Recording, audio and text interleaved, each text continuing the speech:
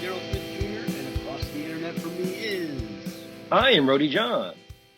On today's show, we talk to Aziz and Elizabeth with Prince Lebanese about how it started over 30 years ago, them taking over the kitchen at AT&T Stadium along with Texas Live, and a little bit about The Rock. We also speak with Scottie Rodgers from the Cotton Bowl Classic about the history of the Cotton Bowl, what it means to be in Arlington now, and some of the great things that the Cotton Bowl Foundation does in the community. So, happy Thanksgiving, everyone. Yeah, happy Thanksgiving. We decided to give y'all a break from us for a week. Also, we wanted to be with our families and friends, and, you went to New Orleans, actually, so you had a bit of a road trip. I did. Going there was not a problem. Coming back, however, was a lot longer than I anticipated. But I bet. Worth it.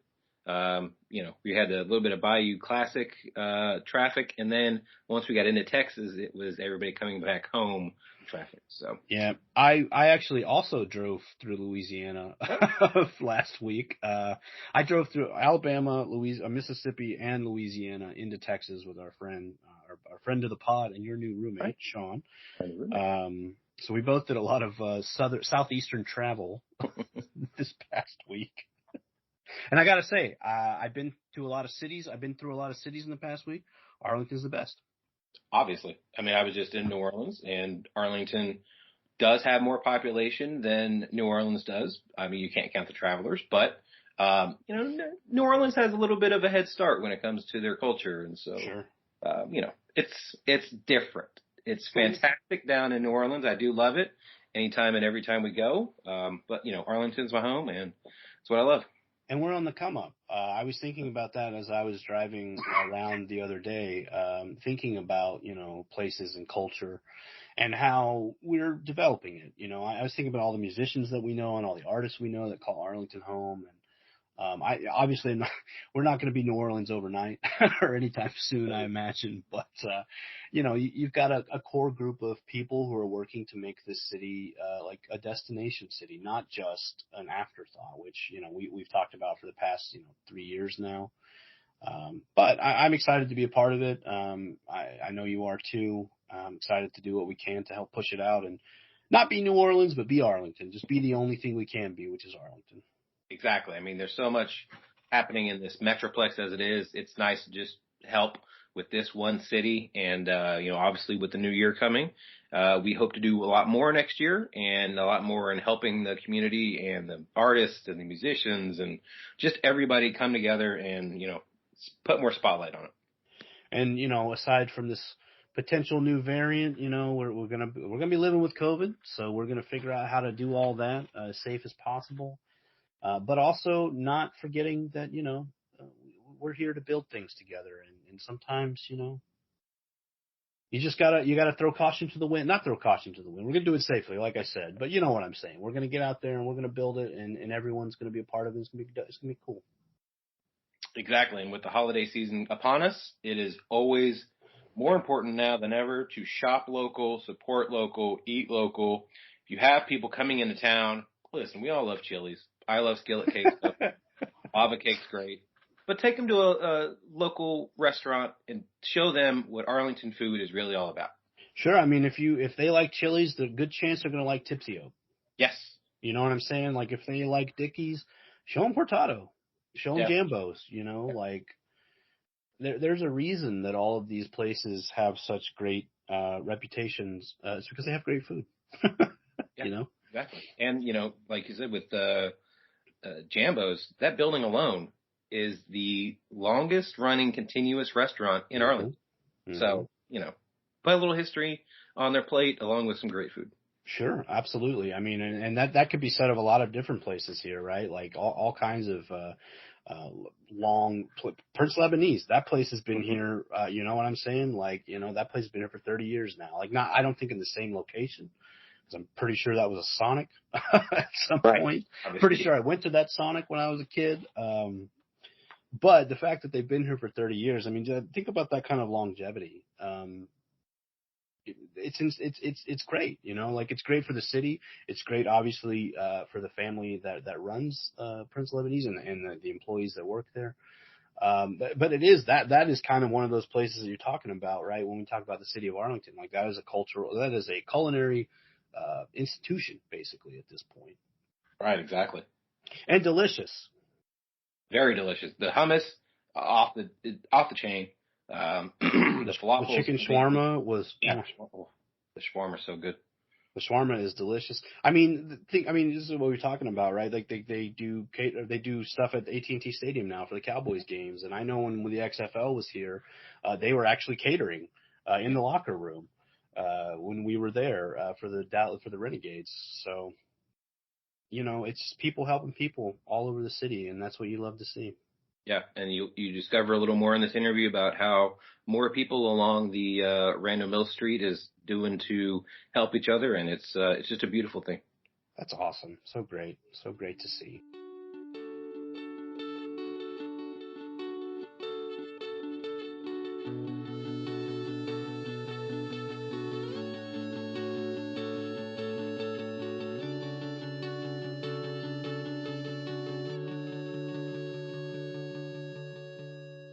I'm here with Aziz and Elizabeth with Prince Lebanese. How are y'all today?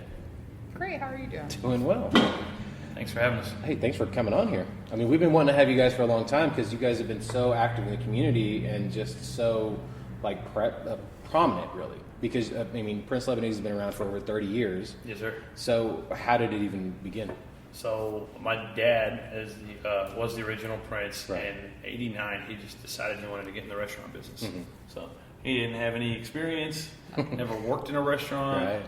He just said he liked food and he liked that food brought people together, yeah. and he wanted to share his culture with people. So, the legend was born, man, 1989. Wow. Yes, sir. Yeah, I mean, the story online says he was a picky eater, so Very picky. Yeah. Everywhere we'd go, they never did anything right. I could do that better, Right. He always knew how I was supposed to go. He was tough to take out to restaurants. Very I tough. imagine. Very, very tough. Well, back in '89, I imagine, so UTA is the most diverse school in Texas and the top 5 in the country. And with that, I believe the culinary scene in Arlington has really had to keep up with the diversity as well. So I can't imagine 1989, what was the Lebanese food even looking like back then? If it was He even, was one of the only ones. Yeah. You had to go to Dallas for Alibaba's if you Right. wanted to eat Mediterranean. So, right. Which I've had that. It's very fantastic. yeah, they're good. Yeah, they're very good. I'm sure he didn't like him very much. But I mean, he was tough to please. He actually liked their food, but okay. he was tough to please. I mean, anywhere you took him, he was, what is this? Who is that? Look at this, snapping his finger. Right. Yeah. But yeah, '89. He was one of the first Mediterranean restaurants, I'd say, in Arlington, if not DFW. Right. So you guys happen to be asked to be the celebrity chef recently at the Cowboys game on September 27th. Yes, sir. How great was that? And then what brought all that together? It was very cool. Yeah. Very proud of him for doing that. It was really It's a big honor. In 2018, we got contacted by the Cowboys, and they said that actually the culinary team for Legends Catering runs the food at AT&T. Wow. So Legends Catering eats here often, and they said, hey, let's mix it up and cater together, right? And Very nice. we kind of yeah, sure. We thought it was just kind of big time, Hollywood, here's my Right, card. yeah. No, they called, and they wanted us to cater with them, and we actually catered a private event with them side by side for. We didn't cook all the food, but it was an event for over 10,000 people. Right. And Jeez. we used Prince recipes. They used their recipes. We teamed up together, and then from there we have had a good relationship. So with at the time was Chef Tony Sinise, who had been with Legends from day one, and now there's a Chef Marcelo. There's a culinary Marcelo, and then there is a baking Marcelo. So there's a pastry chef too. So 2 Marcelos. That can be confusing, I'm sure. Yeah, 1 L, 2 L. So Right. Yeah. But those guys have been awesome to work with for us too. So they reached out and they asked us if we wanted to come do a takeover. Right. And remember when Rose asked us? She starts telling us about it, and within 3 seconds I said yes. Right. We're in. Yeah, sure. She's trying to pitch us. She kept trying to tell us more and more about it. It's stop. Yes, we're in. We don't care. Yes. We'll do it. We'll do it for free if you want. But for Celebrity Chef, what's really cool about AT&T and Legends and the Cowboys is it's their part of community outreach, and they're part of putting on local chefs. They got some of the best chefs in the world at Legends, but they want to highlight local restaurant So all the chefs that they brought in for Chef of the Game are local restaurateurs that they want to highlight. And so for us, we get to go on it. That's a Super Bowl for us. We get to go on a big stage, big screen. Yeah. And me, my sister, my mom, the whole family's in there selling gyros and just soaking up the fun. It was pretty cool. Yeah. It was very, very cool. And it's so close by, we got to tell people like, oh, you're just down the street. It was really good. Right, exactly. Really good marketing. That makes it easier as opposed to when they're in Irving. You'd be like, oh, no, we're in Arlington. Yeah, in Arlington. Yeah. I'm like, hey, just come down the street. And, Good marketing opportunity for us. Good, of course. Our loyal customers love to see it, and then for people who didn't know us about it, it would give us more credibility to come try us out. Right. I also noticed when we were covering the brief XFL season, y'all were the caterers for the XFL as well. Yes, yeah. If you want to play sports and you want to eat, you got to go through it. There you go. Okay. No, we did XFL and we do UTA athletics. Yeah. And we did WNBA too. So Dallas Wings. Yeah. They're in the playoffs still, I think? Yeah. Okay. Yeah. And with WNBA, with all those guys, if you're playing in Arlington, Prince wants to support you too. We want cool things in Arlington, so we got to step up and support too. So even small guys like us. So. Yeah. Well, we tweet The Rock daily asking about the XFL. I don't know if you know anything a little more than I do. I know he bought it, and I think 2023 is trying to come back. So. I will try to keep that relationship good because I want to meet The Rock. As do I. Yeah. I just want to work out with him one time at least. Yeah. And he's got some good chest workouts on the internet. Sure. So, his tequila's quite good as well. Have you had it? Oh, yeah. Very good. What is the name of it? I can't remember the name of it. I want to try it. TEM something. Right now. I should know if I want to talk to him and hang out with him. We have plenty of time to sample it before he gets here. Oh, of course, yeah. And they're about to release, I think, their third one because they have two different now, and then the third one should be coming next month, I believe. Is it Terramon? Yeah, I can't pronounce that. We'll figure it out. Terramana? Yeah. Terramana. Yeah. Okay. Yeah, it's good. So, big fan of The Rock. Who isn't, though? Like, exactly. I'm sure there's somebody out there who's like, ugh, that guy, Dwayne. He's got a cool story. But.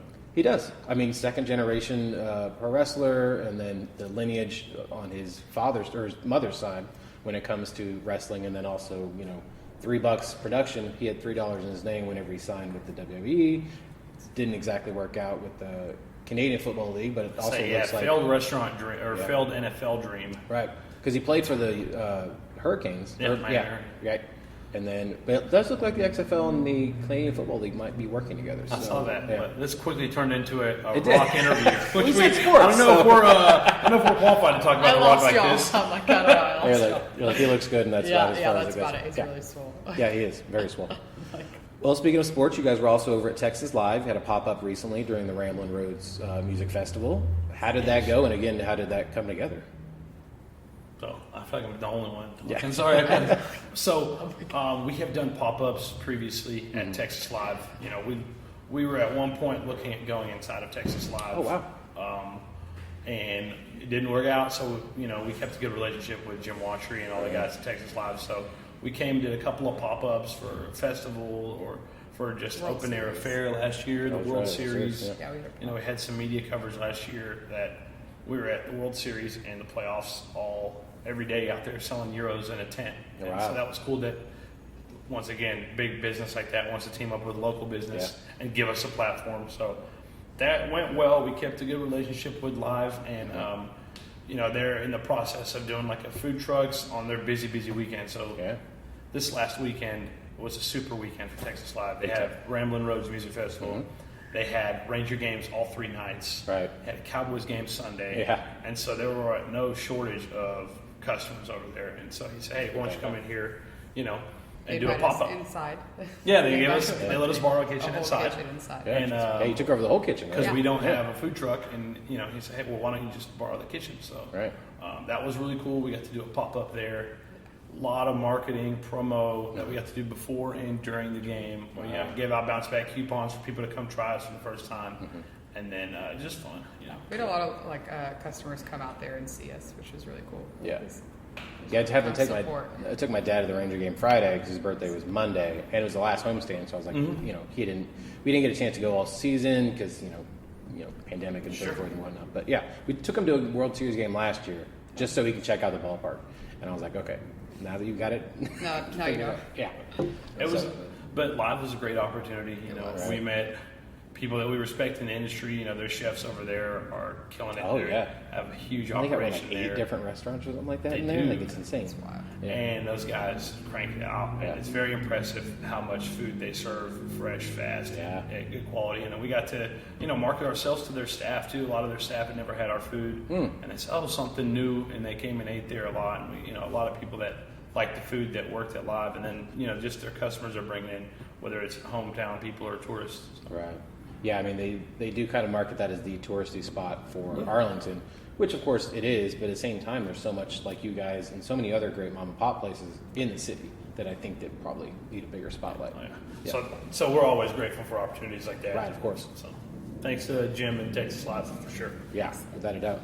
So you guys also cater and offer private event space. Can you tell us the options on these? Yeah, so we're actually doing a party this Friday night. We just ran out in the patio. We just do like buffet styles, or if people want to do like sit down dinners for the holidays, we closed it out a lot. I mean, before the pandemic year, and we were able to do like private office parties here and stuff like that. Yeah, so we do catering for stuff like that. We do, banquets.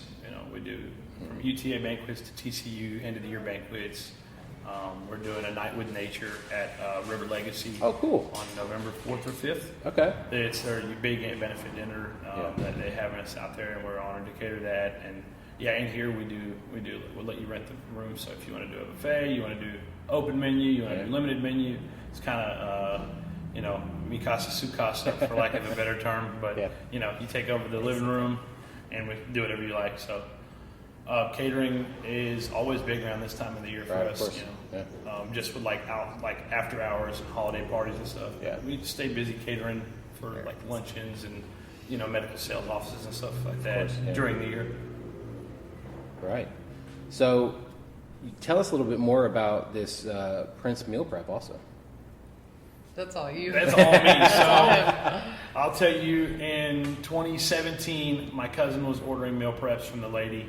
And he brought them over to the restaurant one time, and I was just being cocky, and I was like, I could do better than that, and I could do it for the same price. He's like, okay, cool. So the legend was born then, right? I cooked only for my cousin exclusively, right? And then, meal prep is a trend. You do it for a while, you come out. So when he stopped, I kind of cut it off, and then I wanted to lose weight last year during the pandemic, and so I started meal prepping. Yeah. And just putting it on Snapchat and putting it on Instagram, just like what I was making for myself. And it kind of started taking orders that way. So, wow. Hey, this looks good. And then once I lost a bunch of weight, well, then the inquiries were just like, hey, how did you do that? Of course. Well, I was good advertisement for eating yourself. my own food. Yeah, exactly. And so I lost 70 pounds, 75 Congratulations. pounds Wow. in 13 weeks. Wow. Just 13 weeks? Yeah, it was. That almost doesn't seem healthy. Hustling, man. Yeah, It was keto. It was veggies, meat, protein shakes. Gotcha. And once people hadn't seen me, it's pandemic, you're locked down, you blinked, and I was like half the size I was. And so through that, we started just, like meal prepping, but on a small scale. Right. We do it in the downtime at the restaurant, which we're actually doing right now. Right, yeah. And so a lot of Prince items and then a lot of non-Prince items. So bring in some different food, and whether it's sweet potato or Brussels sprouts. The best sweet potatoes. Yeah, sweet potatoes are really good. The corn. I do an elote on the meal prep. Dude. It's delicious. It's probably not the healthiest I was meal, gonna say, but what do it you is do a for the- healthy option. What do you do for the mayo and the butter?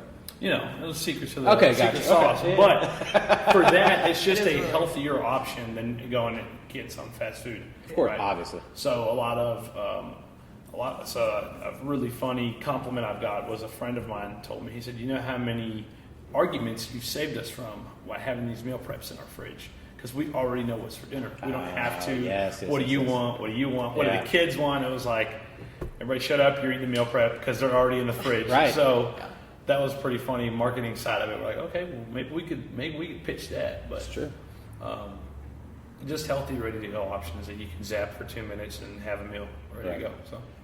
I don't think a lot of people who want to really lose weight think about that aspect of it. Of like, listen, 90% of it is in fact what you eat. Absolutely. Because it's what you're putting inside your body. Like, yeah, you can work out all day, but if your diet is garbage, it's not going to work out. You can't outrun a big mouth. Yeah. Whether it's eating or, fighting. You Right. can't outrun a big mouth. And then when I lost my weight, I did not work out at all. So Really? 13 weeks dieting only. Wow. And then I was too big to work out. My knees hurt, my arms hurt, my elbows, and we're running around at the restaurant all day.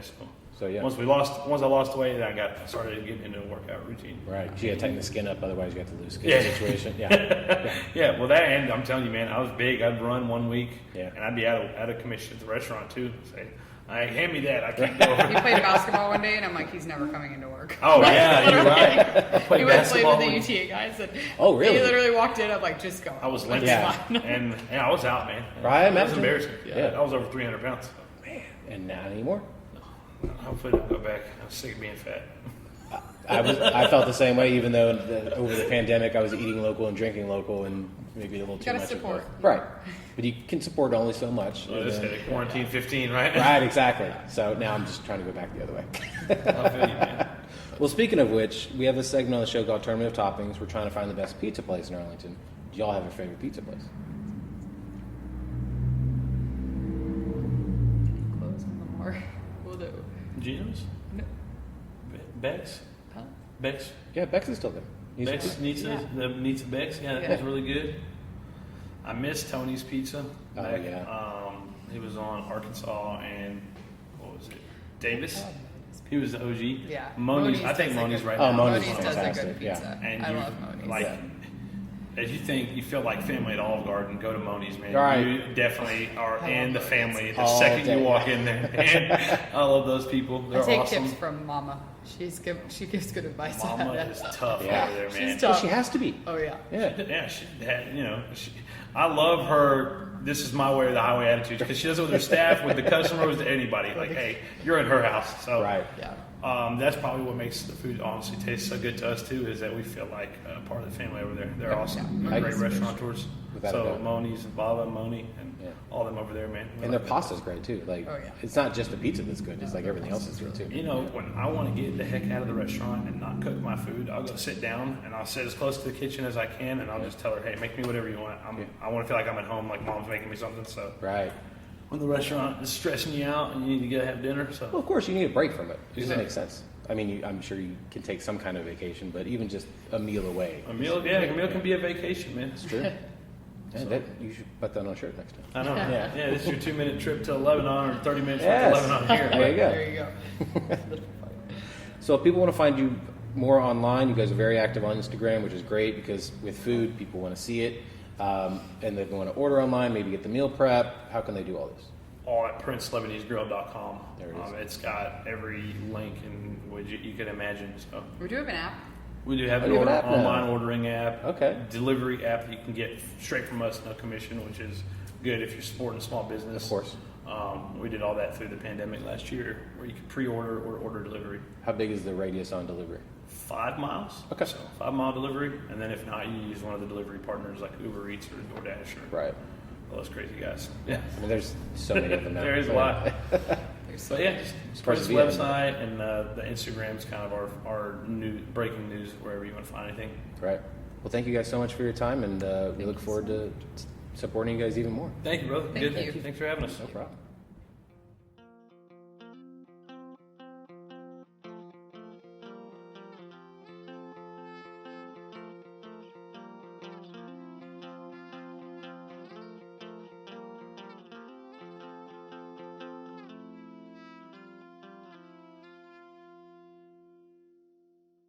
We are here with Scottie Rodgers with the Cotton Bowl Classic. How are you today, sir? I'm great. So the 86th annual Cotton Bowl Classic will be happening on December 31st at AT&T Stadium. What is some of your favorite things about the Cotton Bowl Classic? You know, I've been fortunate enough, though I've only been on the staff for a couple of years full time. This actually will be my 23rd Cotton Bowl Wow. Classic to be a part of. And it's just the uniqueness of it's more than just a game. I know you've heard that term in a lot of different ways, but it's more than just a game. I mean, obviously that is the centerpiece, the game and what happens on the field. And with our game this year being a college football playoff semifinal, it brings an even heightened awareness and attention to it. But the uniqueness about the game is all the things that happens throughout the bowl week. We want to make sure that the participating teams that come into town, the fans that engage in the event, can be a part of a unique experience that they'll be talking about for a lifetime. And, the things that they do, whether it's things that you see for some of the fan events that happen, whether that's at the stadium or Texas Live or some of the other areas in town, versus what the teams may experience, when they get out and maybe do some things in the city, or it's just some things they do in the hospitality room that we create for them in the hotel that are more of the private events. It's really those things and opportunity to allow them to have an experience that, again, they can look back on and say, you remember that year in 2001, we went to the Cotton Bowl and we played X and we had such a great time. And, those are the stories that really resonate, I think, with these student athletes in particular. Yes, the game, what happened on the game, whether they won or they lost, but it's going to be those stories where they had that fellowship and they have that brotherhood and that family within their team. And we try to create opportunities for them both publicly and privately where they can have that experience. No, that makes sense. I mean, who doesn't, first off, want to play at AT&T Stadium? And then on top of that, that is, that's their biggest game. Obviously, semifinals, so whoever wins is going to be even a bigger game. But, whether you win or lose, you're still learning something and you're still having a great experience. Yeah, and making those memories like you're talking about, those memories that they're going to cherish forever. It's really great. Absolutely. From the gifts that they may receive, or a jersey they have, or some sort of piece of memorabilia that they get from that week. It's just it really is an amazing experience. We do things like personalized locker name tags and things like that. It's that stuff. It's little things, bag tags. Little things like that that you don't really think about it when you get it, but many people, when you get 5, 10, 15, 20 years later and you look back on and you got that nice shelf, as a lot of sports people do in their offices, in their garages, and you can look back on and you can look at that piece and say, what, that, reminds you of a story or reminds you what happened in the game, or something funny that happened on the trip. And you can kind of smile and have that memory. So it's about creating memories, and it's also about making an impact in the community. One of the things we do during bowl week when we can do it, obviously things have been a little bit challenging in the last couple of years because of COVID, but the teams go visit the 2 children's hospitals. They have in previous years. Obviously they didn't do it last year for obvious reasons. But when they can go and do that and impact those young kids and their families and what they're going through, and it's just an hour or so out of their bowl week, but that may be something that those kids, and I know because I've been there before, that's something they look forward to for months. Right. And to have that opportunity to see, that team or coach or player come up to them and interact them for just a few minutes. Yeah, it's like these memories you're talking about, they're like ripple effects at that point. Then you have children who are going to remember those moments as well. And like, oh, the team came, they played at Cotton Bowl, but they were in our hospital beforehand. That's so great. Well, and now you start getting into the point where, since I've been fortunate enough to be around so many games, now you got kids that came to the game as a youth, with their families, and now they're playing in the game. And or their some other family member was involved in some sort of way, whether it was on one of our governance, one of our boards of our council, or maybe they were a part of the operations of the event, or maybe just someone who was just been family has been a lifelong supporter. Just like you have with teams people follow here in the state of Texas, whether it's, or Texas or A&M or Oklahoma, et cetera. There's people that's been coming to our game for many years, back when our game was at Cotton Bowl Stadium, and now we're at AT&T Stadium. And, it's an exciting time for the bowl game. And we look forward to having as close to as possible as a normal game as we can. We obviously understand we're still in the middle of this pandemic, so there's going to be protocols in place to make sure that we continue to monitor. And just with anything, as you guys both know, we have to monitor that very closely. And we have great partners with the stadium and the Dallas Cowboys in particular, and we use a lot of what they do because obviously they have a lot more games and a lot more events here. so we can use their knowledge and their expertise to help guide us as we go forward. We put a plan in place, but we learned last year the word pivot. I'm sure everybody knew the word pivot before last year, but we probably used it in the last year more than we ever have in our entire life. So we use the word pivot because we know that as much as we want to have a plan and we want to stick to it, we know if something happens, we have to pivot, and we have to make sure, because the safety of the participating teams and our fans and the people that are involved are at the utmost, and that's what we have to make sure that we maintain. Yeah, sure, absolutely.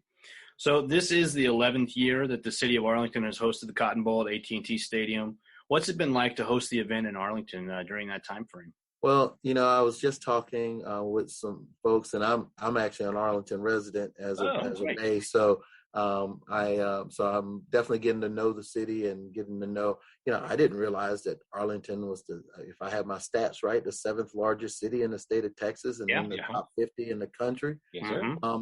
It's that was news I didn't know, and I think, as you guys know, because I know your publication or your your media outlet is Arlington centric. What this stadium has done is created a boom for the entire area as far as what has happened that comes along with it.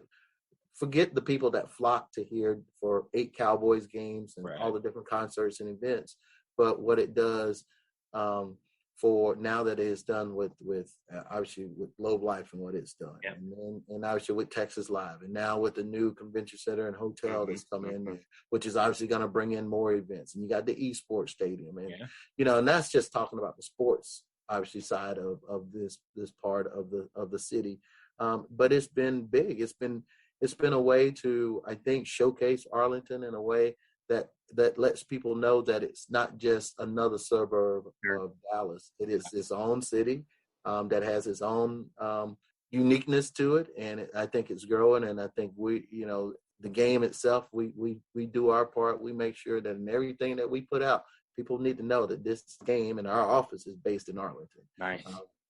And we make a big point of that, because it's really important, because the folks in Arlington have been very good to our game and our folks here. I'll give you we've built the relationships with so many different groups. I'll just give you one example.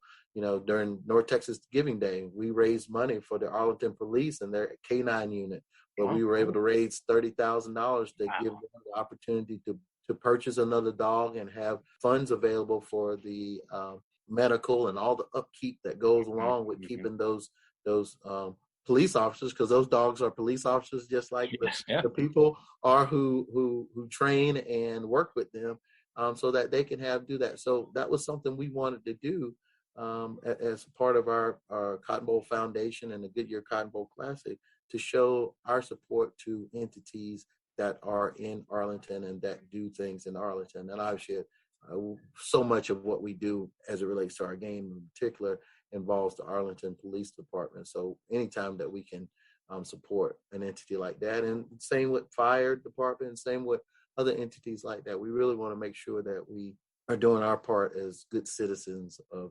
Arlington. That's awesome. Yeah, we appreciate that as citizens of Arlington as well. So there's not only just a game that week, there are many other events happening around the Cotton Bowl, such as the Hall of Fame, Battle of the Bands that is happening at Texas Live, Six Flags Fan Day, and the Cotton Bowl Live with Jana Kramer, who's also playing at the Backyard in Texas Live. Can you tell us more about some of these events? These are the events that give people the opportunity to engage and have fun, and really get to learn about the game, because obviously while we have these events, we can use that opportunity to educate people about the game, about the history, what happened, the people, the personalities, the moments that have happened in the game, and many of these events are free.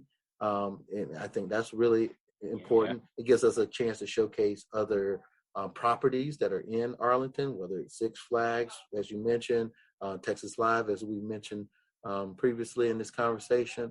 It's really important to showcase those and give people and let people know, oh, by the way, Six Flags is, a half a mile up the road. Texas Live is a walk, and then, and I know you guys are central, and I've learned about downtown Arlington is just, 3 or 4 minutes away. Exactly. Quick ride and go down to some of the great restaurants and bars down there and enjoy and have a unique experience. And course, you can get in the car and you can drive to Fort Worth and you can drive to Dallas and all the different other places here in North Texas. But I think it's really important to give people an opportunity to have an experience. Yes, we're going to have the game, and the game is the focus. But the days leading up to, you can create a weekend or a week or an experience for yourself and your family, and get out and do some couple other things during the day. And then we don't know exactly when our game's going to be on New Year's Eve yet. We won't know that until December 5th. But when we do, you can set up your day and kind of have some fun leading up into game day. Right, exactly. So Daryl and I go to WrestleMania quite a few times, and so we know that the whole weekend is, that Sunday, or now Sunday and Saturday, which will be at AT&T Stadium this coming March, or this April. But it's not just those days; it's the entire weekend, because we're all going for one reason, but there's other stuff to do throughout the weekend as well. So I mean, the Cotton Bowl, I love that you guys are doing that as well. Well, John, I don't want to get into wrestling and WrestleMania, because we could take that into another. Okay. I'm a fan, and I went to WrestleMania when it was in New Orleans. He's been. I went to the last two that were in New Orleans. I've been to the last, I guess, 12. Yeah. Minus 2020, really. But yeah, it's a unique thing. Just as an aside, and you probably know this because you guys keep up with this. WrestleMania is always the weekend of the Final Four. Yeah. And for many times in the calendar, that's when it falls. But there's been a couple of years in the last 5 or 6 that it didn't fall on that weekend. And as someone who's in college sports, it's always been a challenge to go to a Final Four. But that opportunity and I was actually living in New Orleans at the time, so it was a double bonus for me, and it was unique to be able to experience that. But to your point, experiences are what sporting events are all about, especially bowl games, and that's what we want to do for all sides of the people that are a part of the game. And with our game being on New Year's Eve, which is already a celebratory day for a lot of folks, so I've been joking with a few folks, put on your tuxedo and just come on out to AT&T Stadium. You might be ringing in the new year right here in Arlington. So for people who may not know, can you talk a little bit more about what the Cotton Bowl Foundation does? Or our foundation is built on giving back to the people who play, support, and cherish the game. And we've done so much, and the foundation's in its 6th year now. We just relaunched our new Cotton Bowl Foundation website just a week and a half ago at cottonbowlfoundation.org to give us a better presence to showcase the things that we do. And the foundation, the game gives us a lot of things that it's obviously an event that brings in a lot of money and a lot of revenue into North Texas. So the foundation is our way to take those dollars and turn around and do something to help North Texas. We've been able to do it through our grant program. I mentioned North Texas Giving Day. We've partnered with Tarrant Area Food Bank and North Texas Food Bank on some events. We actually have one coming up with Tarrant Area Food Bank. We did it last year around Thanksgiving. We'll be doing it this year. Right before Thanksgiving, we call it a mega mobile market out at AT&T Stadium, where it'll be a 4-hour event where families can come and get approximately 100 pounds of food. You just come get in your car, you get in line, you drive through, and we have hundreds of volunteers, including our staff and including folks. We got our friends in police and fire helping us out. We got the stadium, we got the Cowboys helping us out with Tarrant Area Food Bank and their volunteers, and we come out and give folks some food so that they can have something and hopefully use that not only just for Thanksgiving but for their families, because we all know that this pandemic has been a challenge to a lot of people, in a lot of ways. And, people that maybe were not struggling before, struggling last year and still struggling now. And, and this is a way to help them, maybe give them that ray of hope. And so with the foundation and the doing things, we did this, we work with the College Football Playoff Foundation every year to give dollars away. During Extra Yard for Teachers Week, and an event they in particular during that week called the Big Day. We had an event this year that we did in Grand Prairie, at the Uplift brand prep campus, prep campus, I should say, where we gave away $100,000 to 2 different organizations. So, it's a great way to show and support a lot of different organizations in this city that do things. Many of them are youth centric. Some of them are education centric. But the bottom line is that they want to help our friends and families in North Texas. And we want to be a part of that because we want to be a good citizen. I'm using that term because I'm sure you guys kind of like that word, so I want to make sure to use it.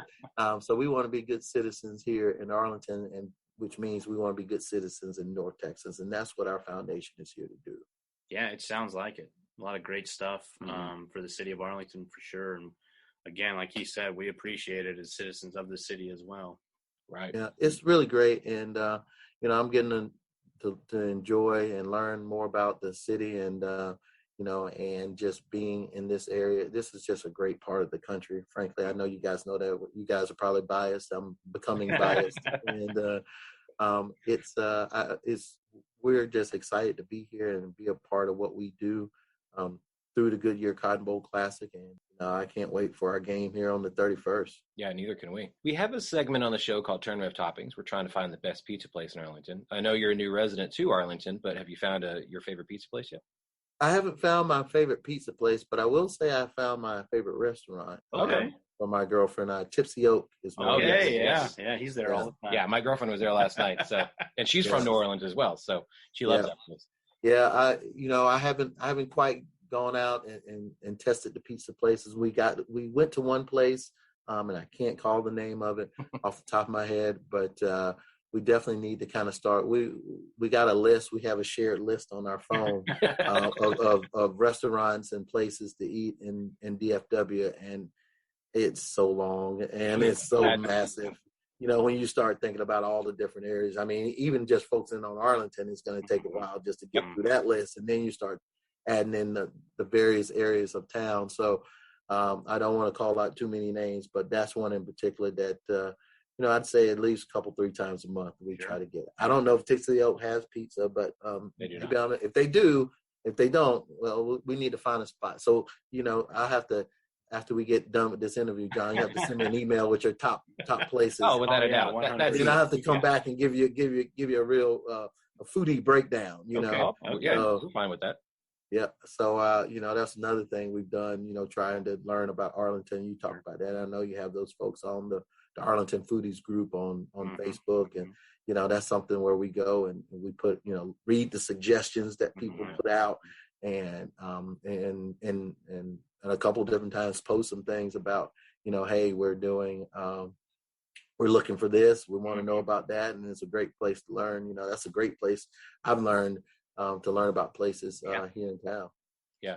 It gets a little divisive. Sometimes, people have strong opinions on food. Which I'm like, it's just food. It's going to be okay. It's just food. Yeah. It's just food. Everybody's got their own taste. Yeah. Everybody's got, places that mean something to them, whether it's in or around their neighborhood or they've been there before. And we all know that restaurants and places kind of evolve, especially if they change ownership and chefs or something like that. And a lot of changes has happened, fortunately and unfortunately, during this time with what we're dealing with. But the bottom line is we found very quickly there's a lot of great places in Arlington. So we got to start building on our list and start knocking them off one by one. It's true. Plus the diversity, not only with our university, but it's kind of bled out into the culinary scene. There's so much diversity in food when it comes to Arlington. So the list was very long and it's still growing. So absolutely. So I look forward to it. I'm not the most complicated eater in the world. My girlfriend is a little bit more. She's a lot more adventurous than I am. Yeah. So she's trying to pull me kicking and screaming. But I'm willing to try a little bit. But I'm a little set in my ways. But that's okay. You gotta always be willing to grow, especially in the world of food. Absolutely. I mean, just taste it. You don't have to eat the whole thing. That's it. I got to go with her so that I can taste something. If I like it, then I'll just eat all of her stuff. And if I don't like it, she'll eat it. So that was great. So if people want to find out more about the Cotton Bowl Classic or the Cotton Bowl Foundation, where can they do that at? Well, you can find us on social media. First, you can go to either one of our websites. GoodyearCottonBowl.com is for the classic, and CottonBowlFoundation.org is for the foundation. They're both tied in together. We're out on social media on our Cotton Bowl platforms. We're on all the places that you think, Facebook, Twitter, Instagram, LinkedIn, and TikTok. So, you can go to our website and get linked to all of our social media accounts. I would just say, for all the folks that follow you and follow the stuff that you're doing in Arlington, follow us on social media. Let us know, comment back on some things. Let us know some stuff that we need to know about as we continue to grow and learn. And, again, just being folks that are trying to do something positive in the community through our game, through our foundation. It's really important to us, and it's at the core of what we do. And we're just excited and just happy to be here every day. And I got to say, it's pretty neat every day to wake up and walk into your office, and your office is AT&T Stadium. So it's a little weird, and I'm a lifelong Cowboys fan too. So that's just a happy accident. So I'm very pleased to be here and be a part of this and have an opportunity to talk to you guys about Arlington. Well, we appreciate everything you do for not only the community, but for the college kids that do come in here and play, some of them the biggest game they'll ever play in. But like you said earlier, it's just about making those experiences and making those memories. So thank you so much for what y'all do, and thank you so much for your time too. Yeah, and we'll also we'll get that list of restaurants too. So. Absolutely, I need it. So please send it my way. Not a problem. All right, take care.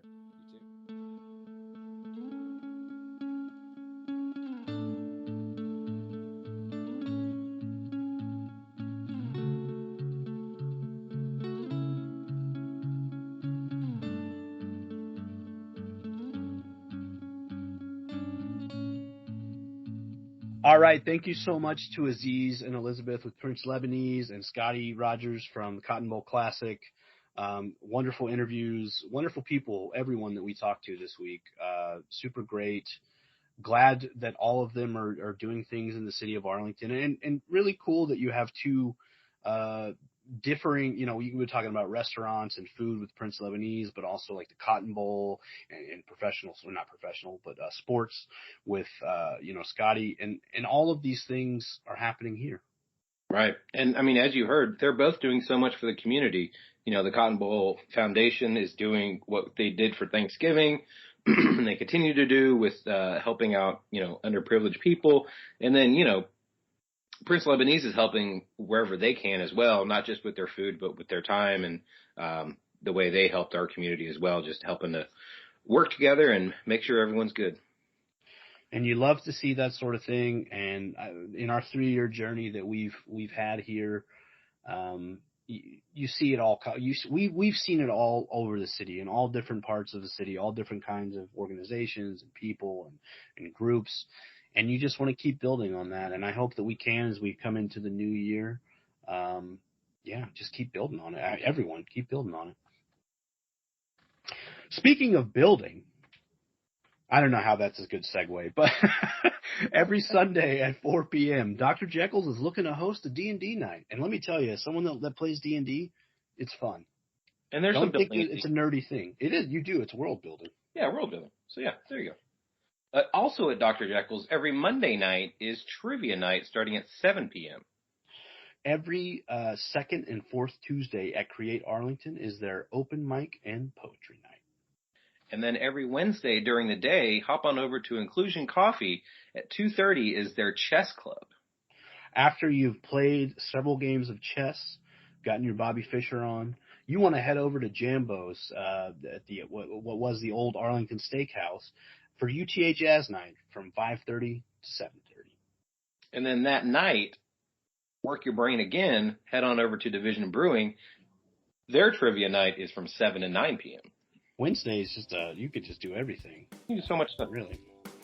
On Thursdays, One Love Lounge hosts their Artist Love Night. It's their open mic night at 8 p.m. And then while you're out doing that, make sure to go out and eat local, drink local, and go rediscover your city. Tag us and send those pictures over to us on Facebook, Arlington Citizen Media, Twitter, ATX Citizen Media. Tag us on Instagram, Arlington Citizen Media, and send those pictures the old-fashioned way. Email arlingtoncitizenmedia@gmail.com. Also go to our website, www.arlingtoncitizenmedia.com.